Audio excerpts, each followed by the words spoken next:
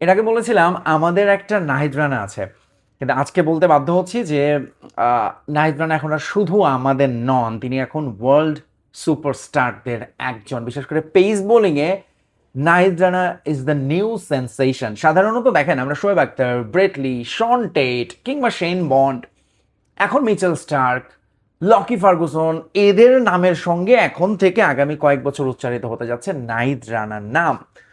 নাহিদ রানা আজকে বল করেছেন 148, প্রবাবলি তার হায়েস্ট স্পিড, কিন্তু আমরা জানি যে তার বলের সক্ষমতা কত। ইনফ্যাক্ট তার টিমমেটরাই বলছিলেন যে বোলিংয়ের প্র্যাকটিসের সময় নাকি তিনি 151-এও বল করছেন এবং সেই বল ফেস করতে চাইতেন না বাবর আজম। সো সামনের next test versus Pakistan is going to be very very interesting.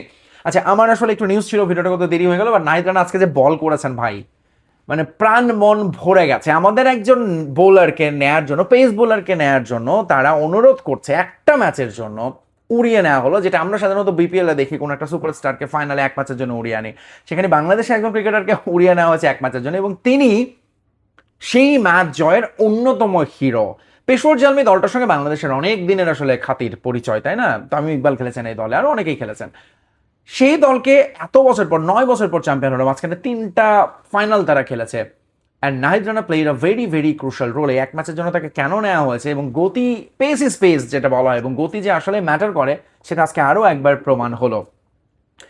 Nahid রানার প্রথমত হচ্ছে মাত্র খেলেছেনই 5টা ম্যাচ এই পিএসএল এ, তাতেই তিনি 9 উইকেট শিকার করেছেন এবং এমন কিছু অ্যাস্টনিশিং নাম্বার যেটা নাহিদ রানাকে অন্য সবার থেকে আলাদা করে দিয়েছে। এই পিএসএল এ 70+ বোলার বল করেছে, রাইট? সবগুলো টিম মিলিয়ে সেখানে নাহিদ রানা অনেকের চেয়ে অনেক জায়গায় এগিয়ে, কিছু কিছু জায়গায় তিনি 1 নম্বর। ট্রেমেন্ডাস। তিনি যদি সবগুলো পিএসএল এর ম্যাচ খেলতেন তাহলে তার বোলিং ফিগারটা কেমন হতো, এবং এই টুর্নামেন্টে তিনি আসলে হয়তো সেরা খেলোয়াড়ের দাবিদারও হতে পারতেন। 5 ম্যাচে তিনি বল করেছেন 18 ওভার, অর্থাৎ 20 ওভারও বল করতে পারেননি। 98 রান দিয়েছেন, 18 ওভার 108 বল করে 98টা রান দিয়েছেন এবং সবচেয়ে বেশি ডট বল দেয়াদের অন্যতম তিনি। তার বল আসলে বলতে গেলে বেশ বেশ ভুগিয়েছে সব ব্যাটারদের, পাকিস্তানি বলুন, অস্ট্রেলিয়ান বলুন, দেশি বিদেশি সমস্ত ব্যাটাররা স্ট্রাগল করেছেন এগেনস্ট নাহিদ রানা। সো তার নাম্বারগুলোর কথা বলছিলাম, দেখেন 98 বলে 108 রান মানে হচ্ছে তার economy rate 5.44, the best economy in this edition of PSL. In fact কোনো বোলারই 6-এর নিচে রান দেননি, সেখানে নাহিদ রানা একমাত্র বোলার যিনি 5.44 ইকোনমি রেটে বল করেছেন। এটা গেল একটা। তার বোলিং গড়েও Nahid Rana best among best, 10 point something. এই বোলিং গড়েরও ধারে কাছে মানে 10-এ আর কেউ নেই। সো নাহিদ রানা এখানেও নাম্বার 1। স্ট্রাইক রেটটা 12, স্ট্রাইক রেট অবশ্য নাহিদ রানার চেয়ে বেটার আরও অনেকে আছে, দু একজন। কিন্তু বেস্ট বোলিং ফিগার যদি আপনি দেখেন, এই পিএসএল এ বেস্ট বোলিং ফিগার হচ্ছে 4 উইকেট পেয়েছেন শাহিন শাহ আফ্রিদি সহ আরও অনেকে, এবং তাদেরটাই অবভিয়াসলি নাহিদ রানার বেস্ট বোলিং হচ্ছে 3 উইকেট। আর মজার ব্যাপার হচ্ছে এই পিএসএল এ যারা 3 উইকেট করে পেয়েছেন তাদের মধ্যে best bowling figure Nahid Rana. নিশ্চয় মনে আছে করাচি কিংসের সাথে 7 রান খরচায় 3 উইকেট, যেটা এই পিএসএল এ 3 উইকেট পাওয়াদের মধ্যে বেস্ট বোলিং। আচ্ছা, নাহিদ রানার এই সমস্ত নাম্বার, এই সমস্ত পরিসংখ্যান, তার গতি, এই সমস্ত কিছুর বাইরেও যেটা বলতে হবে, Nahid Rana is not bowling with pace, he is bowling with his brain also. কিরকম দেখেন আজকের ম্যাচে তিনি কি করেছেন। প্রথম ওভারে তিনি 13 রান হজম করেছেন। হ্যাঁ, একটা বোলার, পেস বোলার, প্রথম ওভারে 4 খেলেন, ছক্কা খেলেন, মাত্র একটা ডট বল এবং খুবই কমফোর্টেবলি তাকে খেললেন। ফার্স্ট ওভারে 13টা রান নিয়ে নিলেন। সেই বোলারের বোলিং ফিগার 4 ওভার শেষে 22, 2 উইকেটে, মানে 2 উইকেট পেয়েছেন, মানে তিনি পরের 3 ওভার 18 বলে রান দিয়েছেন মোটে 9। 13 আর 9 22, উইকেট পেয়েছেন দুটো, আরেকটা রান আউট হয়েছে তার সময়, সেটা নিয়ে তো বেশ কন্ট্রোভার্সি আছে, কথা বলবো। এবং ডট বল করেছেন, মানে পরের এই যে 3 ওভারে 18টা বলের মধ্যে 14টা dot ball. Can you imagine? Total 15টা ডট বল দিয়েছেন তিনি, প্রথম ওভারে একটা, পরের 3 ওভারে 14টা রান দিয়েছেন, 22, উইকেট পেয়েছেন দুটো। Tremendous Nahid Rana, salute Nahid Rana. এবং তাকে আসলে উচ্ছ্বসিত প্রশংসা করেছেন কমেন্টেটররা, বিশ্লেষকরা, ম্যাচ শেষে তার সতীর্থ। ইনফ্যাক্ট অ্যারন হার্ডি আজকে ম্যাচ জয়েন না, কিন্তু তিনিও নাহিদ রানাকে, হি ওয়াজ রেটিং হিম সো হাই। একজন অজি কাছ থেকে এরকম রেট পাওয়া এবং বাবর আজমের সঙ্গে তিনি খেলেছেন, ওটিস গিবসন ছিলেন তার কোচ, সব মিলে নাহিদ রানার জন্য একটা সুপার সুপার পিএসএল গিয়েছে। এবার আসে আজকের ম্যাচে তার পারফরমেন্স, বিশেষ করে ম্যাক্সওয়েলকে তিনি যেভাবে আউট করেছেন, বলছিলাম যে তিনি কেন এখন আর শুধুমাত্র পেস না ব্রেন দিয়ে বল করেন। ম্যাক্সওয়েল একটু আগে সাধারণত সরে যান, রুম নেন, তিনি এভাবেই খেলে থাকেন, নিজেকে ওপেন করে দেন, বোলাররা যেখানেই বল ফেলুক হি অ্যাটাক্স।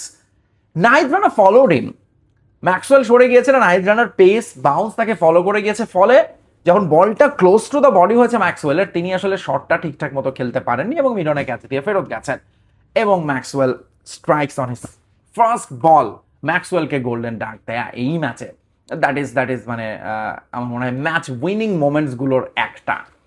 এরপর নাহিদ রানা হুনায়নকে যেভাবে আউট করেছেন, এই সময়ে এরকম বল অলমোস্ট 148+ ছিল গতি প্রবাবলি, এবং এই ইয়র্কার লেন্থের বিপক্ষে আসলে কোনো ব্যাটসম্যানের জবাব দেওয়ার কথা নয়, হুনায়নের তো আরও নাই। বাট বাংলাদেশ এবং শ্রীলঙ্কার মধ্যে এই গেম অফ স্পিরিটের আলোচনা ভাই, সাকিব ম্যাথিউস থেকে শুরু করে নাগিন থেকে শুরু করে এখন এসে ঠেকলো নাহিদ রানা, কৌশল পেরেরা। আপনারা যারা দৃশ্যটা দেখেছেন, এটা নিয়ে এখনো অনেক কথা হচ্ছে এবং হয়তো বা হবেও টুকটাক, বাট আমার কাছে, আমি আমার পার্সোনাল ওপিনিয়নটা দিই, আমার কাছে ইট ওয়াজ কোয়াইট আনইনটেনশনাল। এবং নাহিদ রানা কিন্তু একবারও ব্যাটসম্যানের দিকে তাকাননি, হি ওয়াজ ফুল ফোকাসড অন বল। এবং তিনি, হ্যাঁ, যেটা নিয়ে কথা হচ্ছে যে তিনি গতি কমিয়ে দিয়েছেন যাতে তার সঙ্গে কলিশন হয় কুশলের, এবং Kusal was not happy, he was furious. Labuschagne আম্পায়ারের কাছে গিয়েছেন এবং এটা নিয়ে একটা বিতর্ক তো তৈরি হয়েছে, বাট নাহিদ রানাকে অন্তত এই জন্য দায় দেওয়া যায় না, তিনি তার কাজটাই করছিলেন এবং রান আউটটা হয়েছে। হ্যাঁ, এই জায়গাটাই বরং গেম অফ স্পিরিট নিয়ে আলোচনা হতে পারে, বাবর আজম গিয়ে আপিলটা উইথড্র করতে পারতেন কিনা গেম অফ স্পিরিটের স্বার্থে, যেহেতু একটা আনফর্চুনেট ইনসিডেন্ট ঘটেছে ক্রিজে, but that's nothing to do with Nahid Rana. So আমরা বরং এই সমস্ত বিষয় বাদ দিয়ে নাহিদ রানাতেই ফোকাস করি। তিনি যেটা বললাম এগেইন, তার পেস, তার গতি, তার লাইন লেন্থ এবং তার বাউন্স এবং ব্যাটসম্যানকে রিড করা, উইকেটে জায়গা মতো বল ফেলা, তার ফিল্ডারদের অনুযায়ী বলে, সবকিছু একটা অন্য নাহিদ রানাকে এনে দিয়েছে। এখন হচ্ছে পাকিস্তানের সঙ্গে টেস্টে নাহিদ রানাকে আমরা আসলে এই নাহিদ রানার পারফরমেন্সটা দেখতে চাইবো, সেটার জন্য we need that support from the pitch, wicket, যেটা ওই হোপ যে নাহিদ রানা পাবেন এবং তাকে অবশ্যই ক্যাপ্টেন তাকে সাধুবাদ জানাবেন। বাট একই সাথে যেটা ইম্পর্টেন্ট হচ্ছে নাহিদ রানার ফিটনেস, 5 দিনের খেলা এবং সেখানে তাকে বল করতে হবে অনেকগুলো ওভার, ফিল্ডিং করতে হবে, রেস্ট নেওয়ার খুব বেশি হয়তো সময় তিনি পাবেন না। সেইটার জন্য নাহিদ রানাকে পুরোপুরি ফিট রাখা, তাকে ফ্রেশ রাখা, সেইটার জন্য আসলে আমাদের টিম ম্যানেজমেন্টের নাহিদ রানাকে ঘিরে আলাদা প্ল্যান আমাদের করতেই হবে। কেন আমি বললাম শেষ করি ভিডিওটা যে নাহিদ রানা এখন আর আমাদের নন, শুধু তিনি বিশ্বের সুপারস্টার। লিখে রাখেন নাহিদ রানা কেন এখন ফ্র্যাঞ্চাইজিগুলোতে কাড়াকাড়ি হবে। যদি আইপিএলে বাংলাদেশ নিষিদ্ধ না হয়, এরকম কোনো কিছু তারা না করে, তাহলে নেক্সট এডিশনেই নাহিদ রানাকে নেওয়ার জন্য দলগুলো অবভিয়াসলি চাইবে। বিগ ব্যাশে নাহিদ রানা যাবে নেক্সট, সিপিএলে তাকে নিয়ে কাড়াকাড়ি হবে এবং পিএসএল তো আমরা দেখলামই। সো সব মিলে নাহিদ রানার জন্য আসলে শুভকামনা, এবং finally we have a global speedster superstar after so long, যেটা ধরুন মাশরাফি, রুবেল, পেসের কথা বলছি আমি, পেসের জন্য সেই জায়গাটায় ধরুন আমাদের পেসের মোস্তাফিজুর একা টানছিলেন, Taskin, Nahid Rana latest edition. Congratulation এবং all the best, bye bye, tata.